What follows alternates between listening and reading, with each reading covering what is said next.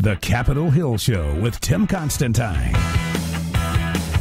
Serving Washington, D.C. and all of America. I think where we are today is very, very much like the late 1970s. I think the parallels between Carter and Obama are uncanny. The same failed economic policies, out of control spending and taxes and regulation. The same economic stagnation, misery, and as you noted, malaise. And the same feckless and naive foreign policy. In fact, the exact same countries, Russia and Iran, laughing at and mocking the President of the United States. And I'll tell you, Tim, the reason that analogy gives me such encouragement is we remember what happened. In response to that, we saw a grassroots movement sweep the country, millions of men and women who came together and formed the Reagan Revolution.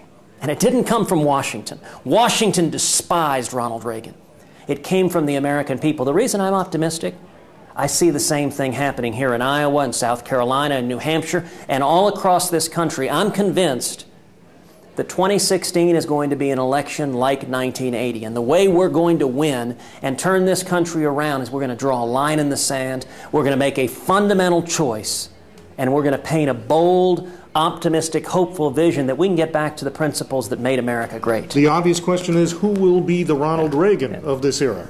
Well, it is a terrific question, and I expect this primary season to focus on that. You know, one of the things I talked about a few minutes ago was the need to reassemble the Reagan coalition.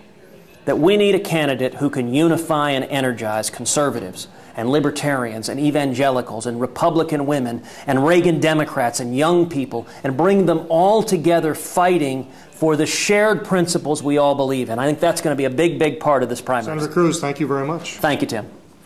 You're listening to the Capitol Hill Show with the voice of reason, Tim Constantine.